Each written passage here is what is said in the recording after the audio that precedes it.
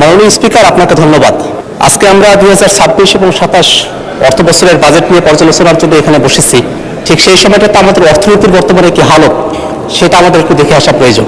আমরা যদি বিগত দিনে আওয়ামী লীগের সময়কালটা আমরা খেয়াল করে দেখি, একটা শ্বেতপত্র প্রকাশিত হয়েছে। সেই শ্বেতপত্র বলছে যে বাংলাদেশ থেকে আওয়ামী লীগের সময়কালে $240 বিলিয়ন, যেটা টাকার অঙ্কে প্রায় 30 লক্ষ টাকা বাংলাদেশ থেকে সেটাকে পাচার করা হয়েছে।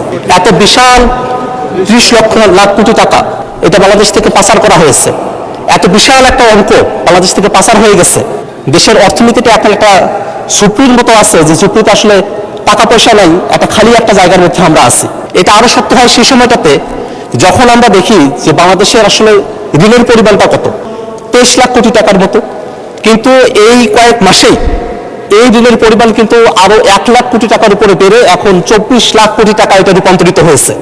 অর্থাৎ সরকার ক্ষমতা গ্রহণ করার পরই মাঝখানের এই 4 মাস সময়কালে আরো 1 লক্ষ কোটি টাকা ঋণের জালে দেশকে কিন্তু বেঁধে ফেলা হয়েছে। মাননীয় স্পিকার, আমরা যদি খেলাপি ঋণের দিকে তাকাই, আমাদের লাখ লাখ টাকা এটা খেলাপি ঋণের মধ্যে আছে। এমনকি এই অবস্থা হয়ে আছে যে আমাদের এই সংসদের 2জন সংসদ সদস্য তারা এখনো পর্যন্ত শপথ গ্রহণ করতে পারেন নাই, কারণ তারা এখনো পর্যন্ত কোর্টে এই খেলাপি ঋণের ইস্যুর মধ্যে তারা আটকে আছেন। এখনো পর্যন্ত সরকারি দলের তরফ থেকে কিন্তু সে ব্যাপারে কোনো ব্যাখ্যা বিশ্লেষণ এখনো পর্যন্ত আনা হয়নি। অর্থাৎ এই খেলাপি ঋণের যে বিষয়টা সেটা আমাদের অর্থনীতিকে একেবারে পঙ্গু অবস্থায় নিয়ে গেছে। আমরা আমাদের মূল্যস্ফীতি মুদ্রাস্ফীতির যদি দিকে তাকাই, এটা 2 অঙ্কের ঘরে আছে, 10% কাছাকাছি। আমরা আমাদের জিডিপির দিকে যদি তাকাই, আমাদের জিডিপি এটা 4% একটুখানি বেশি অবস্থায় আছে প্রবৃদ্ধির হার। এমন একটা অবস্থায় আমরা এসে আমাদের এই বাজেটটা ঘোষণা করছি, যে সময়টাতে আমরা বলছি যে বাজেটটা ঘোষণা হওয়ার পরে জিনিসপত্রের দাম বাড়ে নাই, যেটা সরকারি দলের দাবি। কিন্তু বাস্তবতা হলো এই বাজেটটা ঘোষণা করার আগেই সরকার তার এই 3 মাসের সময়কালের মধ্যেই 2 দফায় তারা বিদ্যুৎ এবং জ্বালানির দাম তারা বৃদ্ধি করেছেন। এবং যখন বিদ্যুৎ এবং জ্বালানির দাম বৃদ্ধি করা হয়, পাশাপাশি এই জিনিসটা পরিবহন সেক্টরে যেমন প্রভাব ফেলে, তেমনি করে উৎপাদনের ব্যয় বৃদ্ধি করে সমস্ত জিনিসপত্র দিতে দামগুলো বৃদ্ধি হয়ে যায়। মাননীয় স্পিকার, অর্থাৎ সরকার শুধু বাজেট ঘোষণা করার পরে জিনিসের দাম বেড়েছে ব্যাপারটা এমন নয়।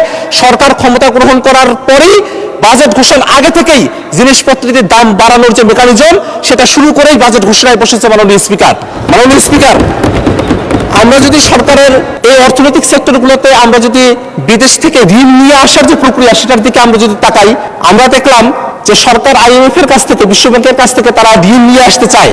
কিন্তু গত বসন্তকালীন বৈঠকে যখন আমাদের অর্থমন্ত্রী তিনি আমেরিকায় গিয়েছিলেন, সেখানে কিন্তু IMF কোনো ঋণ ছাড় করতে চায় নাই। কেন চায় নাই? কারণটা হলো IMF চেয়েছিল বাংলাদেশের অর্থনৈতিক খাতগুলোতেও একটা বড় ধরনের সংস্কার আসুক। কিন্তু আমরা খেয়াল করে দেখলাম কি, অর্থনৈতিক খাতগুলোতে কোনো ধরনের সংস্কার, সেটা তো অন্য কোনো বিষয়ে তো সংস্কার হচ্ছে না। অর্থনৈতিক বিষয়গুলোতে কোনো ধরনের সংস্কারের ব্যাপারে বিএনপি সরকারের তরফ থেকে কোনো ইতিবাচক সাড়া ছিল না। এতদিনে এসে তারা NPR এর নীতি এবং এটা ব্যবস্থাপনা সেই জিনিসগুলোকে আলাদা করার কথা বলছে। কিন্তু এই বিষয়টা কিন্তু অন্তর্বর্তীকালীন সরকারের সময়টাতে একটা অধ্যাদেশ তখন পাশ করা হয়েছিল। সেই অধ্যাদেশ এই সংসদে প্রেজেন্ট করা হয়েছিল, কিন্তু সরকার ক্ষমতা গ্রহণের পরে সেই অধ্যাদেশটাকে কিন্তু ল্যাপস করে দিয়েছে, সেই অধ্যাদেশটাকে কার্যকর করতে দেয় নাই। যদি সরকার সেই সময়টাতেই যদি সংস্কারের বিষয়গুলোকে মেনে নিত, যদি আর্থিক ব্যবস্থাপনার সংস্কারগুলো হয়ে যেত, সেক্ষেত্রে হয়তো বিদেশে যে ঋণের ক্ষেত্রে গিয়ে আমাদের অর্থমন্ত্রীকে খালি হাতে ফিরে আসতে হলো, সেই রকম ধরনের পরিস্থিতিতে আমাদেরকে নাও করতে হতো। মাননীয় স্পিকার, আমরা যদি আমাদের ব্যাংক খাতের দিকে তাকাই, ব্যাংক খাতে এক ধরনের অরাজকতা চলতেছে। শুধু স্টেট ব্যাংকের ব্যাপারে আমি বলবো না, স্টেট ব্যাংকে কি ধরনের অরাজকতা চলছে এটা আপনারা সকলেই জানেন। এর বাইরে গিয়ে আরো 5টি ব্যাংক আছে যে ব্যাংকগুলোকে একীভূতকরণ করা হয়েছে। অত্যন্ত দুঃখের বিষয়, এই 5টি ব্যাংক যেটাকে একীভূতকরণ করা হয়েছে, এই ব্যাংকগুলো যেসব আগের মালিকদের কাছে ছিল, তারাই সেখান থেকে লুটপাট করে টাকা পয়সা পাচার করে এই ব্যাংকগুলোকে একেবারে দেউলিয়ার পর্যায়ে দিয়ে গেছে, খালির পর্যায়ে দিয়ে গেছে। সেই ব্যাংকগুলোতে যাতে করে পূর্বের মালিকেরা আবারও বহাল হতে পারেন, এমন ধরনের একটা আইন এখানে পাশ করা হয়েছে। যে ব্যাংক রেজুলেশন আইনটি পাশ করা হলো, সেই ব্যাংক রেজুলেশন আইনের 18 নম্বর ধারার মধ্যে এই জিনিসটা বলা হলো যে এই ব্যাংকের মালিকেরা যারা আছেন, তারা যদি 7.5% টাকা তারা যদি ব্যাক করতে পারেন, তাহলে তাদের কাছে আবারও ব্যাংকের মালিকেরা বুঝায় দেওয়া হবে। আমাদের প্রশ্ন হলো, মাননীয় স্পিকার, যেসব মালিকেরা এই ব্যাংকগুলোকে দেউলিয়া করেছে, টাকা পাচার করেছে, এই ব্যাংকগুলো থেকে লুটপাট করেছে, সেই মালিকগুলোর কাছেই মাত্র 7.5% টাকার কথা বলে, ব্যাক দেওয়ার কথা বলে, আবারও সেই মালিকদের কাছেই ব্যাংকগুলোকে পুনরায় ফিরিয়ে দেওয়ার ফায়দা কি হতে পারে সেটা আমাদের মাননীয় অর্থমন্ত্রী যদি আমাদেরকে বলেন তাহলে আমরা এই সংসদে কৃতজ্ঞ থাকতে পারি মাননীয় স্পিকার। আমরা যদি আমাদের মোটা দাগে এখন বাজেটের দিকে যদি আমরা তাকাই, একটা বিশাল বড় বাজেট দেওয়া হয়েছে। এই বাজেটে 9,38,000 কোটি টাকার যে বাজেট, সেই বাজেটের মধ্যে 6,95,000 কোটি টাকা সেটার কথা বলা হয়েছে যে এটা আদায় করা সম্ভবপর হবে। এখানে ঘাটতি থেকে যাবে 2,43,000 কোটি টাকার মতো। কিন্তু আমরা যদি এই 6,95,000 কোটি টাকা যেটা আদায় করা হবে বলা হচ্ছে সেটার দিকে যদি আমরা তাকাই, তাহলে দেখবো এনপিআর কে দেওয়া হয়েছে যে 6,04,000 কোটি টাকা এনপিআর আদায় করবে। কিন্তু এনপিআর এর যদি আমরা পাস্ট রেকর্ডগুলো দেখি, 2024-25 অর্থ বছরে এনপিআর মাত্র 369 লাখ কোটি টাকা তারা এখানে আদায় করতে পেরেছিল, এবং এই বছর যেটা চলতি অর্থ বছর সেখানে মাত্র 3.5 লাখ কোটি টাকার মতো তারা আদায় করতে পেরেছে। যে এনপিআর 4 লক্ষ কোটি টাকায় আদায় করতে পারে না, সেই এনপিআর এর উপরে যদি 6 লক্ষ কোটি টাকার বোঝা চাপিয়ে দেওয়া হয় এবং যদি তৃপ্তির ঢেকুর তোলা হয় যে আমাদের ঘাটতি কম আছে, তাহলে কিন্তু সেটা জনগণের সঙ্গে এক ধরনের প্রতারণা করার সামিল মাননীয় স্পিকার। কারণ আমরা দেখতেছি এখনই 2,43,000 টাকার ঘাটতি আছে। এনপিআর যখন তার লক্ষ্যমাত্রা পূরণ করতে পারবে না, সেই সময়টাতে শেষে গিয়ে যেটা দেখা যাবে এই ঘাটতি আরো বেড়ে যাবে। অর্থাৎ এই যে বাজেট, এটা শুধু বড় বাজেট না, এটা বড় একটা ঘাটতির বাজেটে পরিণত হয়েছে মাননীয় স্পিকার। মাননীয় স্পিকার, আমরা যদি আরো একটু ভিতরের দিকে তাকাই, এই বাজেটকে একটা বিনিয়োগ বান্ধব বাজেট বলা হচ্ছে মাননীয় স্পিকার। কিন্তু আমরা দেখতেছি সরকার ঋণ নিয়ে দেশের এই বাজেটটাকে সচল রাখার একটা পরিকল্পনা হাতে নিয়েছে। সরকার অভ্যন্তরীণ ব্যাংকগুলো থেকে 1,12,000 কোটি টাকার মতো ঋণ তারা গ্রহণ করবে।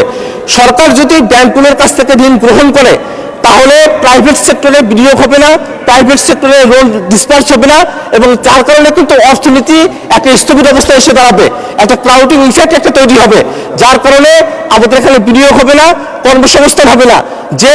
যে বাজেটটাকে বলা হচ্ছে যেটা বিনিয়োগ বান্ধব বাজেট, সেই বাজেটের মধ্যে ক্রাউডিং ইফেক্ট তৈরি করার মতো পদ্ধতি রেখে ব্যাংকগুলো থেকে অর্থ সরকার আদায় করে নিবে, সরকার নিয়ে যাবে, এবং তার কারণে এখানে প্রাইভেট সেক্টর যারা আছে তারা কোনোভাবে সেখান থেকে উপকৃত হবে না।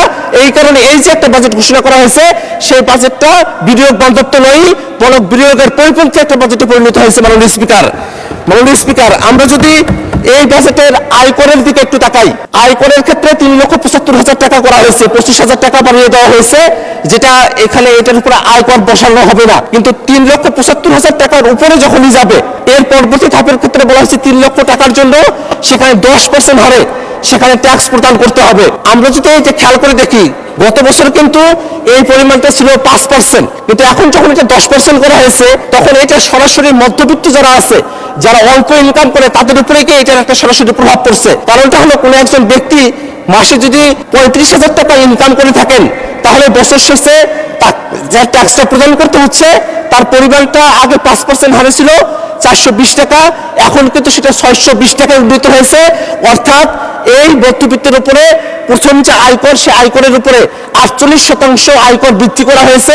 এটা একটা মধ্যবিত্তের উপরে মরণ ফাঁদে পরিণত হয়েছে মাননীয় স্পিকার। আমরা যদি ক্ষুদ্র ব্যবসায়ীদের দিকে তাকাই, ক্ষুদ্র ব্যবসায়ীদের উপরে অগ্রিম কর চার্জ করা হয়েছে। গ্রামের দোকানদার যারা আছেন তাদেরকে বলা হচ্ছে 0.2% তাদেরকে কর প্রদান করতে হবে।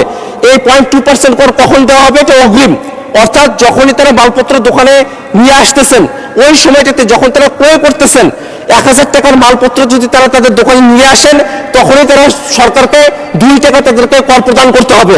অর্থাৎ এখনো পর্যন্ত যে পণ্যটা বিক্রি করা হয়নি, সেই পণ্যটার উপরেই যদি আপনি বিক্রি করার আগেই, কোনো লাভ হওয়ার আগেই যদি ব্যবসায়ীদের উপর থেকে ট্যাক্স এবং ভ্যাট আদায় করে নিয়ে আসা হয়, তাহলে আমাদের যত ক্ষুদ্র ব্যবসায়ী যারা আছে তারা পথের ফকির হতে তাদের আর দেরি হবে না মাননীয় স্পিকার। তাদেরকে রুদ্ধ করে দেওয়া হচ্ছে মাননীয় স্পিকার। মাননীয় স্পিকার, আমরা যদি আর একটু ভালো করে তাকাই, এই বাজেটে আমরা কৃষি বাজেটের দিকে একটু তাকিয়ে দেখি। কৃষিতে বাজেট এবার দেওয়া হয়েছে 27,224 কোটি টাকা। গত বছরের বাজেট ছিল 27,224 কোটি টাকা। এই বছরে এই বাজেটটা হচ্ছে 28,881 কোটি টাকা। মাননীয় স্পিকার, আমরা একটা বাজেট করলাম যে বাজেটে গত বছরের তুলনায় 1,48,000 কোটি টাকা আমরা বৃদ্ধি করলাম, আর সেখানে আমরা কৃষি ক্ষেত্রে মাত্র 1 থেকে 1,500 কোটি টাকা আমরা বৃদ্ধি করেছি। এটা বৃদ্ধি না করার নামান্তর মাননীয় স্পিকার। আমাদের কৃষি সেক্টরটা নানাভাবে অবহেলিত হয়ে আছে। সরকার দলের তরফ থেকে বলা হতে পারে যে সার কীটনাশকের উপরে যে 7.5% ট্যাক্স এবং ভ্যাট ছিল সেটাকে উইথড্র করে নেওয়া হয়েছে, কিন্তু সার এবং কীটনাশকের উপরে যে ভ্যাট এবং ট্যাক্সটা উইথড্র করে নেওয়া হয়েছে তাতে করে প্রান্তিক পর্যায়ে কৃষকেরা কতটুকু লাভবান হবে সেটা নিয়ে প্রশ্ন থেকে যায়। কারণটা হলো এটা যারা ব্যবসায়ীরা যারা আছেন তারা এটা সুবিধাটা পেয়ে থাকেন। এই সার এবং কীটনাশকের উপরে সরকার ভ্যাট এবং ট্যাক্স কমানোর কারণে এটা যে আসলে সার এবং কীটনাশকের দাম কমবে তা তদারকি কেমন করে হবে তা কিন্তু এখনো পর্যন্ত ঠিক করা হয়নি। মাননীয় স্পিকার, কৃষক কার্ডের কথা বলা হচ্ছে, কিন্তু আমাদের যেসব কৃষকেরা প্রতি বছর ক্ষতিগ্রস্ত হচ্ছেন, আমাদের একটা কৃষি ভিত্তিক একটা দেশ হওয়ার কথা ছিল। আমাদের 75 সালের দিকে যেখানে আমাদের জিডিপিতে কৃষি ছিল 62, এখন সে 10 থেকে 11% নেমে এসেছে। আমরা কৃষিকে একেবারে অবহেলা করে যাচ্ছি। এই বাজেটের মধ্যেও আমরা কৃষিকে একেবারে ধর্তব্যের মধ্যে নিয়ে আসি নাই। আমরা মনে করি কৃষিতে বাজেট বৃদ্ধি করার দরকার আছে এবং এটা 1-1.5 কোটি টাকা না, এটা এমন পরিমাণে বাজেট বরাদ্দ করতে হবে যাতে করে আমরা কৃষকদেরকে ভর্তুকির আওতায় নিয়ে আসতে পারি এবং কৃষকদেরকে আমরা সত্যিকার অর্থেই তাদের পাশে দাঁড়াতে পারি। মাননীয় স্পিকার, আমাদের শিক্ষা বাজেটের মধ্যে যে 3টা সেক্টরের কথা বলা হয়েছে সেই 3টা সেক্টরে এক ধরনের বাজেট আছে। সেখানে প্রাথমিক এবং গণশিক্ষা, সেখানে উচ্চ মাধ্যমিক এবং উচ্চশিক্ষা এবং কারিগরি এবং মাদ্রাসা শিক্ষার জন্য যে বাজেটটা করা হয়েছে সেটার পরিমাণ দাঁড়ায় 1,82,000 কোটি টাকার মতো, কিন্তু মন্ত্রণালয়ের হিসেব বলছে শিক্ষা মন্ত্রণালয়ের বাজেট দেওয়া হয়েছে 1,36,000 কোটি টাকা। এই যে অতিরিক্ত 14,000 কোটি টাকা, সেই 14,000 কোটি টাকা কোথায় খরচ করা হবে সেটার কিন্তু কোনো ব্যবস্থাপনা এই জায়গার মধ্যে করা হয়নি। মাননীয় স্পিকার, সেই একই বিষয়টা ঘটছে এডিপির ক্ষেত্রে। মাননীয় স্পিকার, প্রায় 3 লক্ষ কোটি টাকার যে এডিপি নির্ধারণ করা হয়েছে সেই এডিপিতে 1,70,000 কোটি টাকা স্থক বরাদ্দ দেওয়া হয়েছে, অথচ গত বছর এবং তার আগের বছরে এই থোক বরাদ্দ ছিল 10,000 কোটি টাকা এবং 11,000 কোটি টাকা। 10,000 কোটি টাকা 11,000 কোটি টাকার থোক বরাদ্দ এই বছরে এসে 1,70,000 কোটি টাকার থোক বরাদ্দ হয়েছে। এত বিরাট যে উল্লম্ফন হলো, সেই উল্লম্ফনের কারণে এই থোক বরাদ্দগুলো সঠিকভাবে ডিস্ট্রিবিউটেড হবে কিনা সেটা নিয়ে কিন্তু একটা প্রশ্ন থেকে যাবে। মাননীয় স্পিকার, কারণ আমরা দেখেছি ইতিমধ্যে সরকারি দল তারা যখন বরাদ্দগুলো বন্টন করেছেন তখন সরকারি দলের আসনগুলোতে তারা বরাদ্দ দিয়েছেন, বিরোধী দলের আসনগুলোতে তারা বরাদ্দ দেন নাই। সেক্ষেত্রে এডিপিতে যে 1,70,000 কোটি টাকা বরাদ্দ দেওয়া হয়েছে সেই বরাদ্দটা সঠিকভাবে যে সারা দেশে সঠিক হিসাবের মাধ্যমে ন্যায্যতার ভিত্তিতে বৈষম্যহীনভাবে ডিস্ট্রিবিউট করা হবে তার গ্যারান্টি আমরা চাই। মাননীয় স্পিকার, আমাদের নবায়নযোগ্য জ্বালানির ক্ষেত্রে নিয়ে একটা কথা বলা দরকার। মাননীয় স্পিকার, নবায়নযোগ্য জ্বালানিতে যে আমদানি শুল্ক ছিল, ভ্যাট ছিল এবং অগ্রিম কর ছিল সেটা প্রত্যাহার করা হয়েছে, সেটা সাধুবাদযোগ্য। কিন্তু যদি আমরা এনপিআর এর এসআরওটার দিকে খেয়াল করে দেখি, যেটা কিছুদিন আগে জারি করা হয়েছে, তাতে আমরা খেয়াল করে দেখব এই সুবিধাটা শুধুমাত্র যারা বড় ব্যবসায়ী যারা আছেন এবং যারা সৌর বিদ্যুৎ প্রকল্পের মধ্য দিয়ে সরকারের সাথে বিদ্যুৎ ক্রয় চুক্তি ভিত্তিক একটা বন্দোবস্তের মধ্যে আছেন তারাই শুধু লাভবান হবেন। কিন্তু যারা আবাসিক গ্রাহক আছেন, যারা কৃষক আছেন, ক্ষুদ্র যারা উদ্যোক্তা আছেন, তারা কিন্তু এটার মধ্য দিয়ে উপকৃত হবেন না।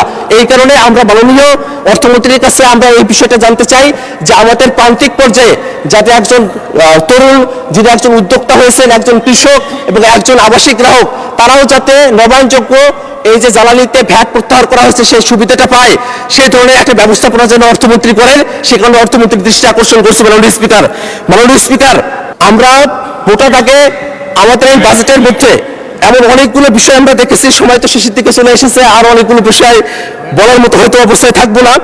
কিন্তু সামাজিক নিরাপত্তা যে খাতটা বৃদ্ধি করা হয়েছে, সামাজিক নিরাপত্তা খাতের মধ্য দিয়ে আমরা যদি একটা অলস অর্থনীতি তৈরি করতে চাই তাহলে আমাদের জন্য এটা দিন শেষে এটা ক্ষতির একটা কারণ হতে পারে। মাননীয় স্পিকার, আমাদের এখনকার সংকট কর্মসংস্থানের সংকট, কিন্তু কর্মসংস্থানের ব্যবস্থা না করে শুধু যদি প্রণোদনার মধ্য দিয়ে জাতিকে যদি স্থবির রাখার, অর্থাৎ জাতি তার কাছে কিছু প্রণোদনা দেওয়া হলো যেটা আবার সবার কাছে সমানভাবে পৌঁছাবে কিনা তারা এখনো পর্যন্ত গ্যারান্টি নাই। আর কর্মসংস্থানের ব্যাপারগুলোতে, বিনিয়োগের ব্যাপারগুলোতে যদি এই জায়গাটাতে একটা কমতি থেকে যায় সেক্ষেত্রে কিন্তু আমরা জাতিকে অগ্রসর করতে পারবো না। মাননীয় স্পিকার, আমি আপনার সময় তো শেষ। আচ্ছা, 2 মিনিট দেওয়া হলো, ধন্যবাদ। মাননীয় স্পিকার, আমাদের যে রংপুর অঞ্চল আছে, আমাদের রংপুর অঞ্চল আমরা বরাবরের মতো অবহেলিত। এই রংপুর অঞ্চল নিয়ে এই বাজেটের মধ্যে তেমন কোনো সুখকর বিষয় নাই। বরং আমি দেখলাম যে আমাদের রংপুর অঞ্চলে হাটিকন্ডলী, এলাঙ্গা, রংপুরের যে মহাসড়ক যেটা ছিল সেখানে যে বরাদ্দটা দেওয়া হয়েছিল গত বছর, তার তুলনায় এবছর আরো বরাদ্দ কমিয়ে দেওয়া হয়েছে, বরাদ্দ সেখানে হ্রাস করা হয়েছে। আমাদের তিস্তা মহাপরিকল্পনা, সেটার আলোচনা এখনো পর্যন্ত এই বাজেটের মধ্যে কোথাও কোনোভাবেই প্রাসঙ্গিক হয়ে উঠতে পারে নাই। আমরা চাই আমাদের রংপুর অঞ্চলে, আমরা দীর্ঘ সময় ধরে বৈষম্যের শিকার হয়ে দাঁড়িয়ে আছি। আমাদের উন্নয়ন বরাদ্দ এত কম গোটা রংপুর বিভাগের জন্য, এটা মাত্র 1% পর্যবেসিত হয় প্রায় বছরগুলোতে। আমরা চাই যে আমাদের উন্নয়ন বরাদ্দগুলো বৃদ্ধি করা হোক, রংপুর অঞ্চল অবহেলিত অঞ্চল, সেই অঞ্চলটা সামনের দিকে এগিয়ে যাক। মাননীয় স্পিকার, আমি বক্তব্যের একেবারে শেষ প্রান্তে এসেছি। আমাদের মাননীয় অর্থমন্ত্রী তার যখন বক্তব্য দিয়েছিলেন, সেই বক্তব্যে 234 পৃষ্ঠার বক্তব্যের মধ্যে একেবারে দ্বিতীয় পৃষ্ঠার মধ্যেই তিনি বলেছিলেন যে এই অর্থনৈতিক যে বিপর্যয় চলছে, সোশ্যাল ফ্যাব্রিকের যে ক্ষতিটা হয়েছে, এখান থেকে যদি আমরা পুষিয়ে উঠতে চাই তাহলে অবশ্যই আমাদেরকে রাজনৈতিক সংস্কার করতে হবে।